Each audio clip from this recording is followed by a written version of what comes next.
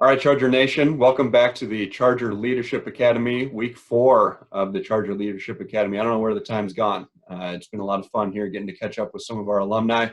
This week we have baseball alum Dave Galla in attendance here with us in the virtual studio.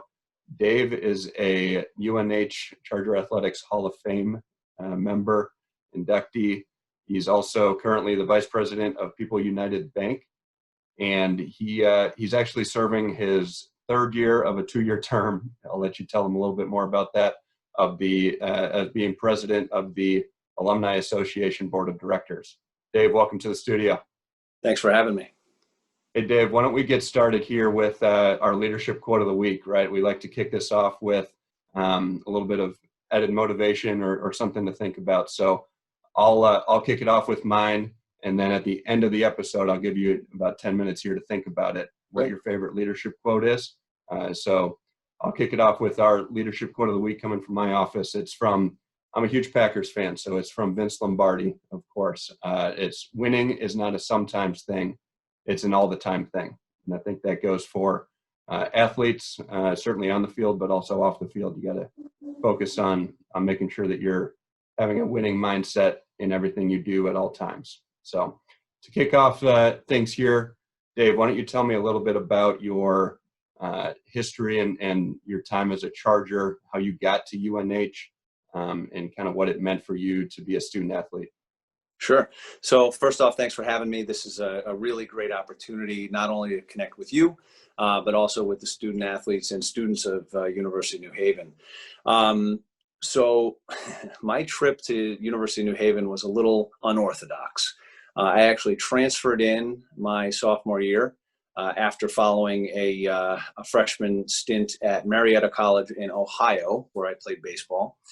And following my year at Marietta, things just didn't work out the way I had thought, and I was looking for a change. I thought that change was going to be University of Connecticut, so I transferred into University of Connecticut. Played a little ball throughout the summer with friends of mine, and the next thing I knew, Coach Vieira was in the dugout telling me he wanted to talk to me at in between, the summer session. So we went in, had the conversation with Coach V, and ended up transferring into University of New Haven. The rest is history. I played 3 years of baseball at UNH, made some great friends, learned a lot of life lessons along the way, and really was able to not only be close to family. I grew up in Trumbull, Connecticut, live there now with my wife and kids. But also be close to family and be in a program that I really felt understood my needs and the needs of everyone else on the team. New Haven was a good experience for me. Number one, because academically I felt it was challenging and gave me enough of an opportunity to make decisions, to learn from mistakes. But also athletically, it was a really good fit. It was a great fit playing Division II athletics at the time, and being able to flourish. So if I'm not mistaken, Dave, you actually were one of the co-founders of the Student Athlete Advisory Committee back in the day of here at New Haven. So obviously you had to have had some sort of leadership abilities back then, or at least ability to communicate and connect with people. Do you feel like you have always sort of had that within you, or when do you feel like you really developed that sort of leadership ability? Yeah, so I've always been a lead by example kind of guy. I try to put myself out there to help guide people, whether they're senior to me or junior to me in age or title. Yeah, I was identified by Coach V for the Student Athlete Advisory Committee, which it was its first year. I believe it was in 1997, 98, somewhere in that neighborhood, and was elected to be the first president of the Student Athlete Advisory Committee at the time. Our big program for the year was we were going to focus our attention on fixing up the weight room. And I think that project is possibly still underway at this point. It is. We might finally get to a culmination of that project here. Well, a few years later, it's nice to see that it's getting attention. But it was a great opportunity for us to learn how to be leaders in a more formalized way, representing the university at the level of our conference allowed me to also be chosen to represent then our conference at a national convention. So I was able to do a little bit of traveling with the NCAA and go to some national conferences, which, really set me up for what corporate life was going to look like, and how to take a leadership role in a larger setting when, you're not necessarily familiar with everyone who's around you. So yeah, I really enjoyed the time with the SAC, and I think I did learn quite a bit from that. Sure. So you mentioned it. What do you think has been, a few of your biggest takeaways from being a student athlete, being an athlete growing up, and now being out in the corporate world? What are some things that you think you take away as advantages of being a former student athlete? Yeah, so I don't think that this is trite, but a lot of people also say this. It's time management. It's your ability to work through challenges under pressure, number one, and that really equates to working in the corporate setting. Number two is the challenge of being put into situations that maybe you didn't choose for yourself, right? So when you join a team, you don't get to choose who your teammates are unless you're playing an individualized sport. You don't have a choice. The coach is choosing that, and the coach is trying to put together the best possible team they can.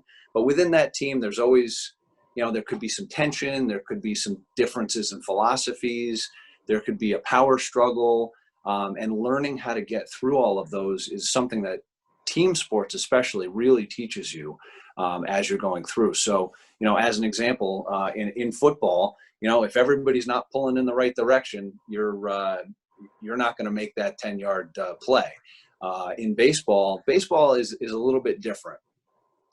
It's a team sport, but it's very individualized. So, when you're up at the plate, no one's up there helping you swing the bat. It's your preparation. It's your your ability at the time to make contact with the ball. When you're in the field, no one's helping you field a ground ball. You have to make that play. So, team sports where everyone's pulling in one direction, a little bit different, but I think that they all teach you how to work within a group and how to make that group more successful, because individual contribution is what breeds the entirety of the success. Dave, our student athletes just recently have gotten back to kind of some type of modified workouts and on-field practices, as well as weight room training. Certainly, we aren't to the level yet of what our normal fall would look like, right? We aren't playing any games right now. We're still holding out hope that spring will bring about athletic competition here on campus. But wondering if you had any advice, maybe from your own experiences, either as a student athlete or your current experiences now in dealing with the pandemic, for our student athletes to kind of maintain a focus, maintain a competitive edge as they go about this training. Yeah, so scheduling is super important. I spend my day working on a computer, working with customers, and my day-to-day is not often dictated by myself. But being able to schedule a few things and being able to check things off the list really makes for accomplishments. That's number one. Number two, not losing hope that there is opportunity out there, because we will get back. This will come back. We will eventually be back playing, doing the things that we love, and having fun again. But I guess I was smiling as you were asking the question, because I'm recovering from shoulder surgery. And I would say the biggest advice that I would give to everybody is to stretch. Because I'm sure the seniors that are listening probably feel that a little more than the freshmen. Yeah, things start to hurt after a while. But but no, I mean, stay with it. It's this is a great time in your life to have opportunity to go out and and really have fun, make those memories, and be with your teammates when you can. If you can't be with them, or you can be with them remotely, then that's as good as it's going to get for now. But we will get back to this. This is something that, in the grand scheme of life, will be short-lived, I hope. And as long as you're safe and doing the right things and, following the protocol, I think we'll all get through this. Fantastic advice. Before we get to your leadership quote and wrap things up here, I was hoping maybe you could share a story with us back to either your days as a Charger or whatever student athlete experience you've had that kind of encapsulates what you've come to learn as a student athlete and what it meant to you to be a Charger. Oh boy. So maybe I'll take, I think so. Some of the best memories that I have, are not always the ones that are on the field. Everybody's got, glory days stories about the time that they did this and the time that we did that as a collective, but some of the best memories that I have are of the friendships that I made at New Haven.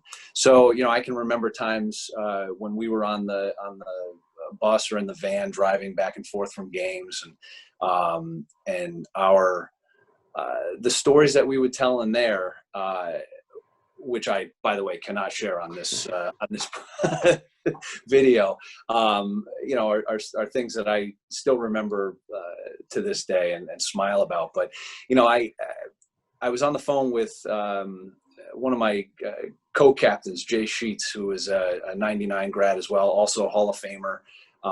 And let me change that.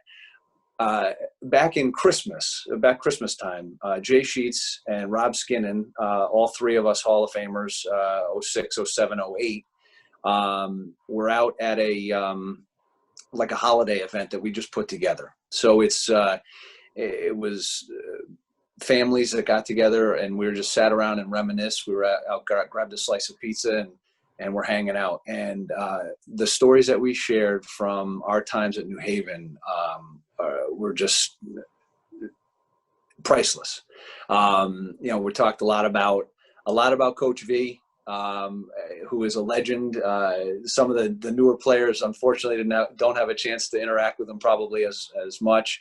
But things that we did, learned in classes, and the experiences that we had in the residence halls. It was a really great time, and I'm so happy to be a part of the Alumni Association, because I get to share this on a regular basis, right? As the president of the Alumni Association, as you mentioned, once a month, I'm reminded of a lot of fun stuff. And that's because I get to come back on campus.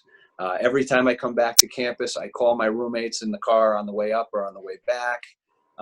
We laugh, we share stories, and honestly, that's one of the most fun things that I get to do on a monthly basis. So it's not a real good story, and I'm sorry about that, but it is the reason that I really enjoy, being a part of this university, being a part of seeing it grow, because it's not growing just for the sake of growth. It's growing for the sake of all the students, the student athletes, and the alumni. Relationships are really what this is all about. So I appreciate that story. That's fantastic. Well, I've given you enough time, I think, here to consider what your leadership quote of the week is. So why don't you send us on our way with your favorite leadership quote? Okay. So my favorite leadership quote is, leadership is action, not title or position. I think I talked a little bit about it before. The reason that I like this is because you are not necessarily a leader because your business card says so.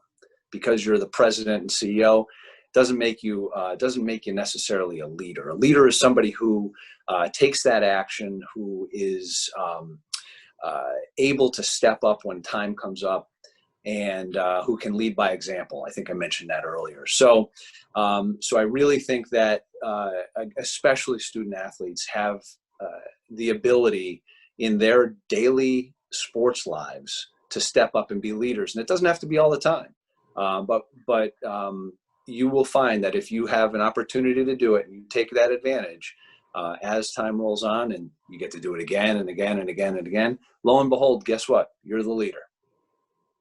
I talk to student athletes all the time about everyday leadership. That's basically what you're talking about, right? Is all these small, little things that you can do on a day-to-day basis are going to accumulate into kind of the big things that we picture as leadership, right? We always picture the leaders, like you said, as the CEO or standing up on top of the mountain.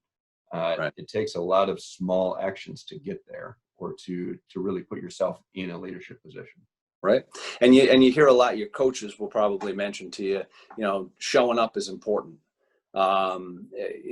Getting there every day, putting in the work, doing the things that you need to do to be successful, whether it's in the classroom or whether it's in the weight room or on the field, just showing up and working hard, that's half the battle. We'll leave it at that. Another episode of Charger Leadership Academy in the books. Dave, thanks for being here with us. Thanks so much. Go Chargers. Go Chargers.